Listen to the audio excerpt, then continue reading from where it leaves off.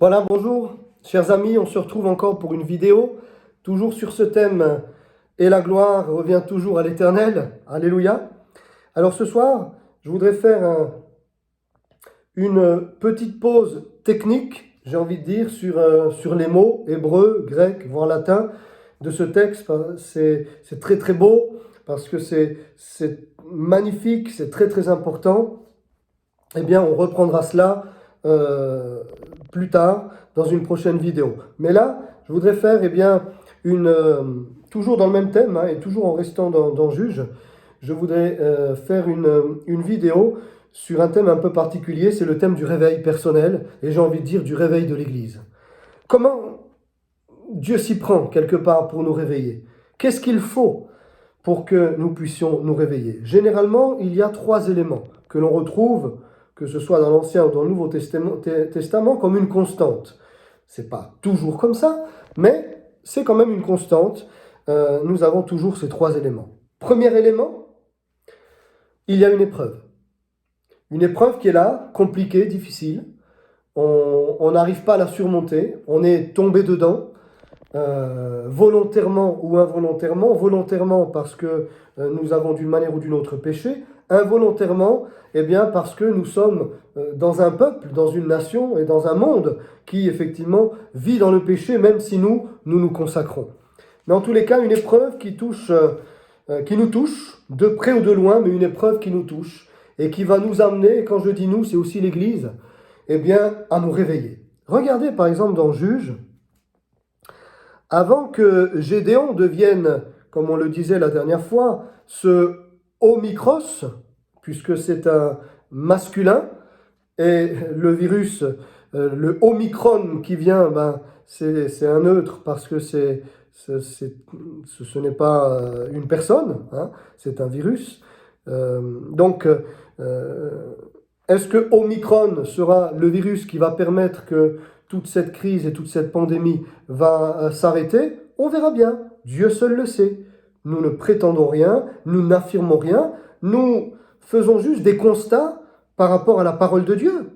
Simplement, des constats étonnants, des parallèles étonnants qui sont là, simplement dans la Bible, lorsque nous la lisons, et guidés aussi par le Seigneur, peut-être aussi éclairés, et certainement aussi éclairés d'une certaine manière par le Saint-Esprit, mais rien d'extraordinaire, nous lisons la Bible et nous commentons. Voilà, alors, on le redisait, est-ce que Omicron va sonner la fin le début de la fin?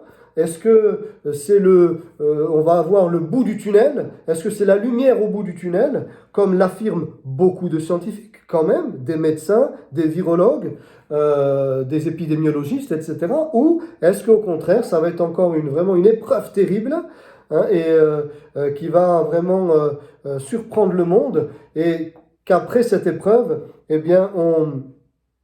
on en sortira, j'ai envie de dire, fortifié, renouvelé, parce que cette épreuve qui aura été terrible sera finie. Dieu seul sait. Est-ce que c'est l'Apocalypse qui nous attend? Est-ce que c'est la délivrance qui nous attend? Dieu seul le sait, mais il y a quelques parallèles qui sont là étonnants, et on veut simplement les relever. Alors, il s'appelle Omikros, ego eimi omikroteros, je suis le plus petit, o ego eimi, kai ego eimi mikros, car je suis le tout petit, le petit, disait Gédéon. C'est au travers de ce petit que le Seigneur s'est glorifié, on le dit et on le redit, et que toute cette multitude a été vaincue. Cette impossibilité a été rendue possible au travers du petit, du micros, du omikros, qui est Gédéon. Est-ce que ce sera comme cela avec le variant Omicron? Nous le répétons et nous le redisons, Dieu seul le sait, nous ne faisons que des remarques sur le texte biblique. Juge, chapitre 6, les enfants d'Israël firent ce qui déplaît à l'Éternel, et l'Éternel les livra entre les mains de Madian pendant 7 ans. Voilà. Et je vais m'arrêter là, pas aller plus loin. On sait qu'ensuite ils sont entrés dans le pays, n'est-ce pas? Pendant ces 7 années, ça a été vraiment la guerre. Alors, cette année, c'est pas parce que ça a duré cette année, bien évidemment, que l'épreuve que nous connaissons va durer cette année, que cette pandémie mondiale va durer cette année. Non, mais ça a duré quelques années, on peut retenir ça. Et là, ça fait bientôt 2 ans que nous sommes dans cette pandémie. Donc, ça veut dire, en tous les cas, une période longue. C'est ça que l'on peut dire, une période qui est longue. Eh bien, oui, effectivement, c'était long, 7 ans. Dieu a permis, parce que, la Bible dit, les enfants d'Israël firent ce qui déplaît à l'Éternel. Je le disais tout à l'heure. Même si nous, à titre personnel, ou au niveau de l'Église, on peut se dire, ma foi, le Seigneur, nous nous sommes gardés nous-mêmes, le Seigneur nous a protégés, nous a gardés de toute chute, par sa grâce, par son immense grâce, parce que qui est meilleur que son prochain, qui est meilleur que son frère ou que sa sœur? Par la grâce de Dieu, comme disait Paul, eh bien nous sommes ce que nous sommes et nous avançons avec le Seigneur, avec ce qu'il nous a lui-même donné, la foi qu'il nous a donnée, les dons qu'il nous a donnés et surtout le fruit qu'il nous permet de porter par la vie de l'Esprit en nous. Eh bien, si nous pouvons dire, voilà, nous n'avons rien de particulier, j'ai envie de dire, eh bien, à mettre en ordre, il y a néanmoins, eh bien, toujours quelque chose que nous avons à faire. Alors, si à titre personnel, bien évidemment, durant ce temps de pandémie, nous nous sommes sentis repris, et Dieu a permis que nous soyons repris pour nous remettre sur le bon chemin. Et je crois que d'une manière ou d'une autre, de toute façon, le Seigneur l'a fait avec chacun d'entre nous.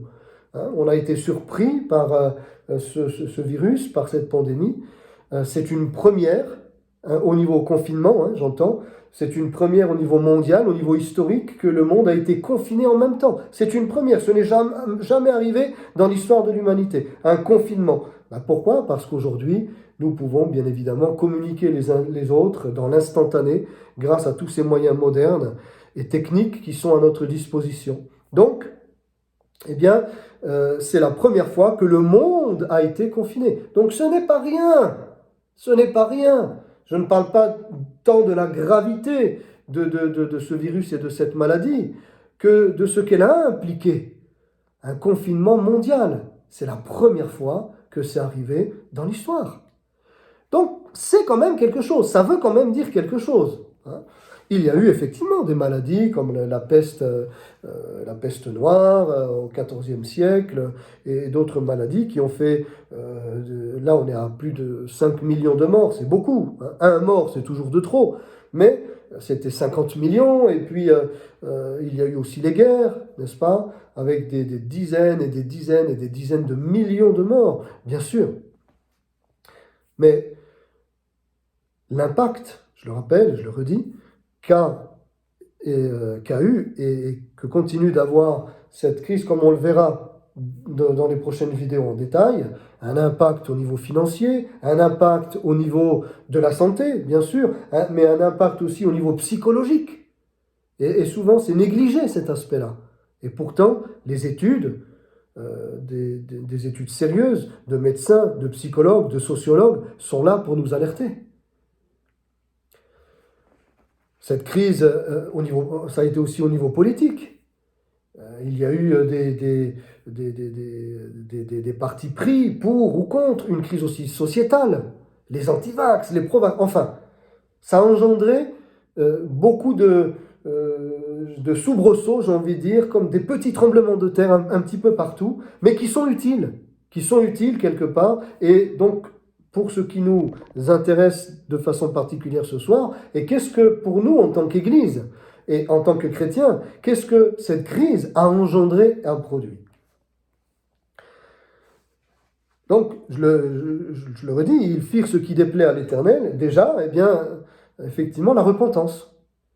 Les uns et les autres, nous avons pu remarquer dans nos vies des choses qui avaient besoin d'être corrigées, qui avaient besoin d'être taillées, qui avaient besoin d'être améliorées, d'être affinées, qui avaient besoin d'être, vraiment revigorées, renouvelées, réveillées dans le Saint-Esprit et par le Saint-Esprit. Et Dieu nous a fait la grâce, les uns et les autres, de pouvoir vivre cela. Et pour cela, on remercie vraiment le Seigneur. Vous savez, frères et sœurs, chers amis, c'est une grâce de se repentir. Dans l'Apocalypse, il est dit « Aie du zèle et repens-toi ». Aie du zèle et repens-toi. Quand on se repent, c'est une preuve de zèle. On fait preuve de zèle. On n'est pas là en train de se lamenter, puis de pleurer comme des crocodiles, de verser des larmes qui ne servent à rien. Pas du tout. Quand on se repent, c'est qu'on a réalisé que vraiment il y avait des choses dans nos vies qui avaient vraiment besoin d'être changées, d'être éradiquées, n'est-ce pas? Et qu'il fallait vraiment nous tourner vers le Seigneur et quelque part repartir à zéro dans tel ou tel domaine de notre vie. Alléluia! C'est une grâce que Dieu nous fait quand on se repent. Quand on repart à zéro, c'est une grâce que Dieu nous fait, bien-aimés. Une grâce, c'est une grâce de se repentir. Merci Seigneur pour cette possibilité qu'il nous donne et d'ouvrir les yeux. Comme Jésus le disait aux pharisiens, vous êtes aveugles parce que vous dites que vous voyez. Voilà. Eh oui. Nous voyons, tout va bien pour nous, rien à se reprocher, tout va bien, c'est les autres qui ne vont pas. C'est ceux du monde qui ne vont pas. C'est tel et un tel qui ne vont pas. Mais nous, tout va bien. Non, justement, ça ne va pas parce que vous êtes aveugles, parce que vous dites que vous voyez, alors justement, vous ne voyez pas et vous êtes dans le péché et votre péché demeure. Ah oui, Jésus, il est formidable parce qu'il il est la vérité, il est la lumière du monde et il nous met vraiment sur le droit chemin. Merci Jésus pour cette grâce que tu nous fais, que tu nous as fait et que tu nous feras jusqu'à ton retour, jusqu'au jour où nous serons près de toi. Eh bien, de marcher dans ton chemin. Continue d'affiner nos vies, continue de nous tailler, continue de nous perfectionner, continue de nous remplir de ton Saint-Esprit. Donne-nous de nous porter toujours plus du fruit afin que ton Père soit glorifié. Voilà, c'est ça notre désir. Donc, c'est une bonne nouvelle que la repentance. C'est une bonne nouvelle que d'apprendre d'ici et là également que des frères, des sœurs, des églises se sont repentis, sont revenus à Dieu, ont changé eh bien, peut-être certaines choses, certaines stratégies qui étaient humaines, se sont mis au diapason avec le Saint-Esprit, n'est-ce pas? ont même arrêté peut-être des activités qui étaient bonnes en soi, mais qui étaient inutiles, qui n'étaient pas guidées par le Saint-Esprit. Souvenez-vous de Paul, quand il voulait aller évangéliser le nord de la Turquie actuelle, le nord de l'Asie, et il fonce, il va évangéliser. Mais s'il n'y a rien de mal à évangéliser. Et pourtant, l'Esprit de Dieu ne le lui permit pas. Ah bon? Est-ce que Dieu peut nous permettre de ne pas évangéliser? Ben oui, c'est dans la Bible. On ne peut pas lire tous les textes ce soir, bien évidemment. Actes chapitre 16, voilà. Et puis, une deuxième fois, il continue dans le nord de la Turquie actuelle. Et le Seigneur, eh bien, non, il ne lui a pas permis, il a arrêté, il a résisté. On ne sait pas comment, par quel moyen, mais on sait qu'il a arrêté, eh bien, l'apôtre Paul dans cet élan d'évangélisation. Voilà, dans cet élan d'évangélisation. L'Esprit de Jésus ne le leur permit pas. Voilà. Et puis, ils ont été empêchés par l'Esprit de Dieu d'annoncer la parole de Dieu dans l'Asie. C'est extraordinaire. L'Esprit de Dieu leur a empêché d'annoncer la parole. Alors que normalement, l'Esprit de Dieu est là pour nous au contraire. Il a été donné, je vous enverrai le Saint-Esprit et vous serez mes témoins. Actes, chapitre 1er, verset 8. C'est pas juste pour parler en langue, ça c'est la manifestation, d'accord, du baptême dans le Saint-Esprit. Mais on ne s'arrête pas à la manifestation, d'accord. Je vous remplirai du Saint-Esprit, je vous enverrai le Saint-Esprit, dans peu de jours vous serez revêtus de Saint-Esprit et vous serez mes témoins. Alors comment ça se fait que là, ce même Saint-Esprit les empêche d'annoncer la parole et ne le leur permet pas? Voyez? Eh bien, ce n'était pas le moment. Ce n'était pas le moment, ce n'était pas à Paul maintenant là de le faire. Maintenant, il fallait partir du côté eh bien, de l'ouest, d'accord? Et donc, il va descendre à Troas, et puis c'est là qu'il aura une vision, et hop, il va partir ensuite en Macédoine, en Grèce, et vraiment dans l'Europe, il va entrer dans l'Europe. Mais alors, pour nous aujourd'hui, et ça peut être aussi la même chose. On peut faire des choses très bien, mais qui ne sont pas de Dieu, qui déplaisent quelque part à Dieu. Les enfants d'Israël firent ce qui déplaît à l'Éternel. Pourquoi? Parce que quand on ne fait pas quelque chose guidé par le Saint-Esprit, ça déplaît à Dieu, bien évidemment, parce que nous nous prenons pour les maîtres. C'est comme si nous disons, nous sommes les seigneurs, et le Seigneur est notre serviteur. Nous y allons, et ensuite, toi, Seigneur, tu bénis. C'est pas comme ça que ça marche. C'est pas je fonce, et Seigneur, tu bénis. C'est Seigneur, tu me guides, et ensuite tu bénis. Mais c'est toi le chef, c'est toi le caporal, c'est toi le berger. Amen. C'est toi le capitaine du bateau. C'est toi qui montres le chemin. Et donc, des œuvres qui ne sont pas faites dans l'esprit, par l'esprit, selon la direction de l'esprit, elles déplaisent à Dieu. Elles déplaisent à Dieu. Tout ce qui n'est pas fait par l'esprit, eh bien, ça déplaît à Dieu. Alors, si on regarde cela, il peut y en avoir des choses dans nos vies que l'on fait qui ne sont pas utiles. Quand Jésus dit, par exemple, quand on prie, qu'il ne faut pas prononcer des paroles vaines. Ne faites pas comme les hypocrites qui aiment faire de longues prières, voilà, mais avec des paroles vaines, dit Jésus. Voilà, bien, ne leur ressemblez pas. Pourquoi? Eh bien parce qu'ils auront leur récompense, parce que ça ne sert à rien. Ces prières-là ne servent à rien. Matthieu chapitre 6, verset 7. En priant, ne multipliez pas de vaines paroles, comme les païens qui s'imaginent qu'à force de paroles, ils seront exaucés. Les vaines paroles qui ne servent à rien, inutiles, futiles, ça ne sert à rien du tout. Combien de prières, combien d'activités qui ne servent à rien. Seigneur, pardonne-moi. Là, je vais mettre un arrêt.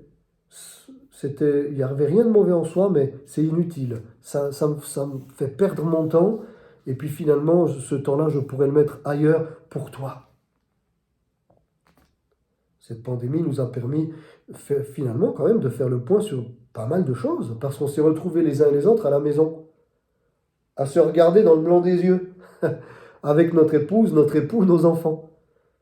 Alors ce qui est tragique aussi, une des conséquences aussi, oui et non, de la pandémie, ça a plutôt révélé ce qui était déjà sous-jacent, latent, ce qui était déjà là quelque part dans les braises. Hein. Eh bien, les divorces. Ah oui, combien, nous on l'entend, beaucoup de personnes qui nous ont dit, mon mari m'a quitté, ma femme m'a quitté, pendant la pandémie on se retrouvait ensemble, il ne pouvait plus me voir, c'était pas possible, il se mettait devant la télé, il ne voulait rien faire. Voilà, pourquoi? Parce que quand on est nous-mêmes dans un état intérieur, j'ai envie de dire, de tristesse, de désarroi, pour ne pas dire de désespoir, quand on ne connaît pas le Seigneur, j'entends, eh bien, c'est vraiment le désespoir. Donc, s'il n'y a plus de travail, s'il n'y a plus le fitness, s'il n'y a plus nos activités, ben, tout s'écroule. Finalement, on se retrouve face à nous-mêmes. Et comme le disait le célèbre Blaise Pascal au XVIIe siècle, ce fameux mathématicien qui a vraiment rencontré Jésus dans une rencontre personnelle, il disait que les hommes ont inventé les divertissements pour ne pas penser à eux-mêmes. Voyez? Pour ne pas se retrouver face à eux-mêmes. Donc ils ont inventé les divertissements. Alors on court à droite, on court à gauche, et oui, mais avec le confinement c'était fini. On a fermé les boîtes de nuit, on a fermé les fitness, on a fermé aussi le travail, c'était du télétravail, et voire même pendant un certain temps, eh bien, du chômage. Et donc, qu'est-ce qui nous restait? Quand on avait le Seigneur, il nous restait l'essentiel en fait. Il nous restait l'essentiel. Mais ceux qui n'ont pas le Seigneur, quand toutes ces choses se sont écroulées, comme l'essentiel n'est pas là, finalement tout s'écroulait, y compris le foyer. Parce que quand on a le Seigneur, on sait très bien, et qu'on a une communion profonde, réelle, authentique avec le Seigneur, on n'est pas meilleur, on n'est pas meilleur, on n'est pas meilleur que les autres. C'est simplement que Dieu nous fait la grâce d'ouvrir les yeux sur ce qui est essentiel. D'accord? Il y a ce qui est essentiel et puis ce qui est secondaire, ce qui est optionnel. Eh bien, ce qui est essentiel, c'est notre foi en Christ, c'est notre salut, c'est l'assurance, voilà, que une fois qu'on partira, eh bien, on sait où on va. On est sauvé, on a la vie éternelle parce qu'on a reçu Christ dans notre vie et on a cru qu'il a porté vraiment sur la croix notre péché et qu'il est ressuscité, qu'il est vivant, comme c'est dit, comme c'est écrit. Nous l'avons expérimenté et nous avons fait de lui notre Sauveur et Seigneur personnel. Donc nous ne sommes pas meilleurs que les autres. Nous vivons sur la même terre, nous allons au travail comme tout le monde, nous souffrons comme tous, mais Voilà, nous avons voulu répondre à cette capacité de foi que Dieu a mis dans le cœur de tout homme et de toute femme. Nous avons voulu répondre à ce Dieu vivant et vrai, à ce Dieu merveilleux qui existe et qui nous en donne toutes sortes de preuves. Voilà, et nous avons voulu devenir ses enfants et marcher avec lui. Et donc, il nous est resté l'essentiel durant cette pandémie. Et voilà pourquoi, par sa grâce, eh bien, nous ne nous sommes pas écroulés, mais par la grâce de Dieu, les chrétiens, au contraire, ont perfectionné leur relation dans le cadre du couple, ont perfectionné leur relation aussi avec leurs enfants, et le Seigneur a pu montrer aussi, eh bien, peut-être quelques domaines dans lesquels il fallait eh bien, faire des aménagements, il fallait être renouvelé, il fallait prendre un autre chemin. Voilà, Dieu nous a bénis. Dieu nous a bénis. Et donc ceux qui n'ont pas le Seigneur, eh bien c'est vrai que n'ayant pas cet essentiel, ou alors ayant placé leur essentiel sur une personne ou une activité, eh bien, quand cette activité ou cette activité a été supprimée ou que cette personne s'est retournée contre elle, il ne restait plus rien. Vous vous rendez compte, quand un mari, après des 20, 30, 35 ans de mariage, dit du jour au lendemain, écoute, j'ai quelqu'un, je te quitte, c'est fini. Mais vous imaginez les drames avec les enfants? C'est terrible. Et combien de cas? C'est pas un cas comme ça. C'est pas, on n'est pas là pour faire comment dire, évoquer des drames et puis essayer de toucher la corde sensible des gens. Pas du tout. C'est un constat. Un constat. Nous parlons aux uns et aux autres avec nos voisins. Nous parlons avec des personnes dans la rue. Nous parlons dans l'église. Et puis nous pouvons entendre ces témoignages qui sont nombreux. Alors, ça n'a fait que révéler déjà un malaise qui était là, et puis les couples ont littéralement implosé. Alors voilà un autre domaine dans lequel, et tant d'autres, vraiment l'ennemi a pu faire des dégâts parce que eh bien, le monde faisait aussi ce qui déplaît à l'Éternel. Voilà. Vous savez, ces masques, hein, c'est quoi ces masques? Combien de paroles méchantes sont dites?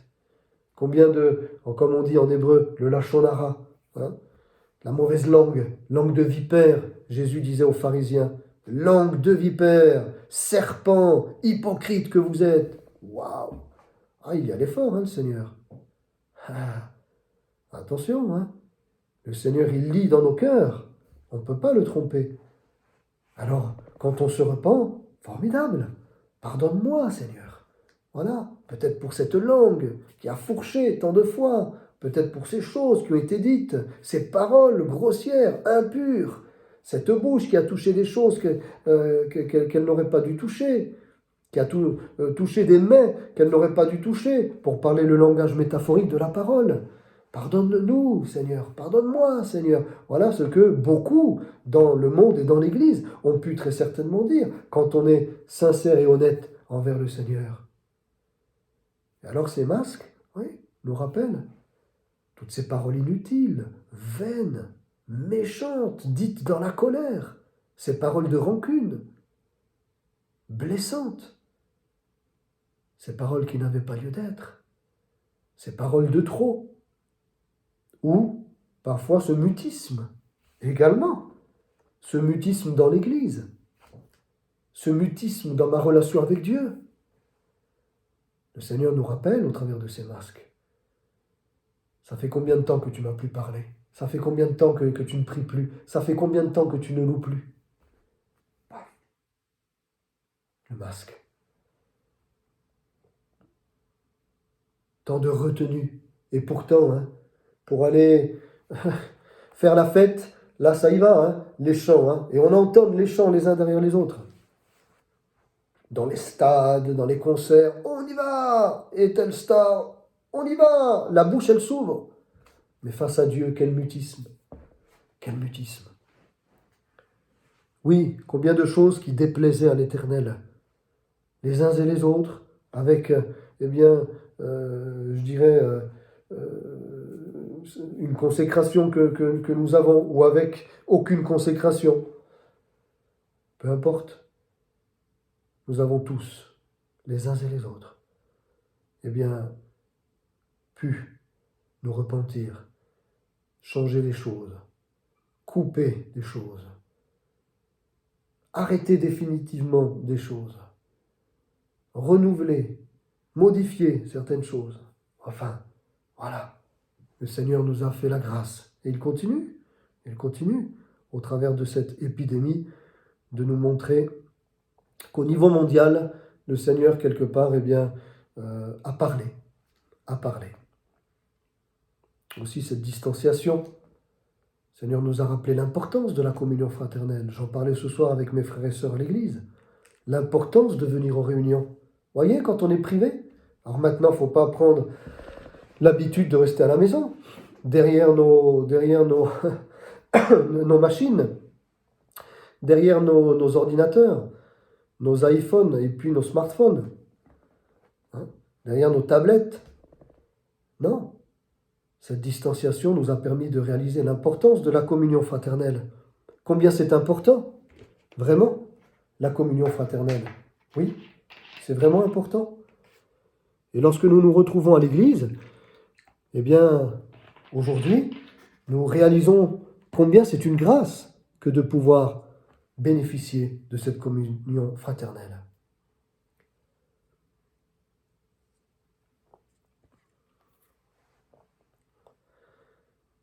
Gloire à Dieu, lorsque nous allons pouvoir nous reprendre dans les bras, nous saluer, n'est-ce pas, entre frères et sœurs. Gloire à Dieu. Et pouvoir nous dire, eh bien, voilà mon frère, je t'aime. Et les sœurs, entre elles, ma sœur, je t'aime. Et puis les uns et les autres, hein, de pouvoir, eh bien, comme dit la Bible, saluez-vous les uns les autres par un saint baiser. Voyez? Ouais. Être ensemble, tout simplement. Nous retrouver assis à côté, les uns des autres, sans masque. Alors, pour le coup, au sens propre et au sens figuré. Sans masque physique, mais sans masque, sans apparence, sans comédie, sans hypocrisie, mais vrai dans ma relation avec mon frère, avec ma sœur. Les enfants d'Israël firent ce qui déplaît à l'Éternel, et l'Éternel les livra entre les mains de Madian pendant 7 ans. Donc pendant une période d'années. Alors l'importance de se repentir. Et donc cette importance de se repentir qui est amenée par une épreuve, comme là elle a été amenée par une épreuve au niveau mondial au travers de ce coronavirus du Covid-19. Deuxième chose, l'obéissance à la parole de Dieu.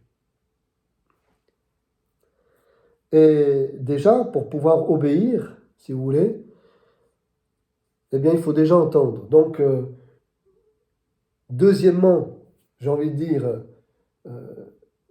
cette parole de Dieu qui est entendue, qui est reçue. Et puis, troisièmement, effectivement, l'obéissance à cette parole. Mais les deux vont ensemble. C'est pour ça que j'ai dit deuxièmement, parce que les deux, il faudrait peut-être dire, deuxièmement, petit a, entendre la parole de Dieu. Deuxièmement, petit b, obéir à la parole de Dieu. Enfin, on va dire deuxièmement. Entendre aussi une parole de Dieu particulière pour nous réveiller, pour que la gloire revienne à l'Éternel dans notre vie, pour que la gloire de Dieu revienne dans l'Église. Vous savez, il y a un cantique que l'on chante, que ta gloire revienne, que ta gloire revienne, que ta gloire revienne dans l'Église. Hein? Ouais, que ta gloire revienne, Seigneur, dans l'Église, dans nos vies, dans nos familles. Alléluia. Le réveil personnel, le réveil dans nos familles, mais le réveil dans l'Église. Oui, c'est ça, jusqu'au jour où nous serons près de lui, un réveil. Donc il faut une parole de Dieu. Le Seigneur a déjà ameubli notre cœur par l'épreuve. Le Seigneur a déjà ameubli notre cœur par le fait que nous ayons d'une manière ou d'une autre souffert, soit à titre personnel, soit parce que d'autres proches de nous ont souffert. Le Seigneur a préparé aussi notre cœur, eh bien parce que nous avons mis en ordre, remis en ordre notre vie dans différents domaines, et maintenant le Seigneur, c'est pas qu'il peut nous parler, c'est que maintenant nous sommes perméables à sa parole. Maintenant nous sommes perméables à ce qu'il va pouvoir nous dire. Nous allons pouvoir écouter, parce que nous avons déblayé le terrain, nous avons dégagé le terrain, nous avons fait table rase de ce qui nous empêchait de contempler la gloire de Dieu. Nous avons enlevé les barrières, enlevé les obstacles, enlevé les pierres, comme disait Ésaïe. Voilà, qu'il fallait frayer le chemin, préparer le chemin du Seigneur, enlever les pierres, voilà. Et donc maintenant, nous sommes perméables à la parole de Dieu. Il aurait voulu avant nous parler, mais on était incapable de l'entendre parce que nous étions occupés à tant de choses. Notre cœur était pris dans tellement de choses qui n'étaient, je le rappelle, pas forcément mauvaises, mais qui nous empêchaient véritablement de marcher dans l'onction du Saint-Esprit.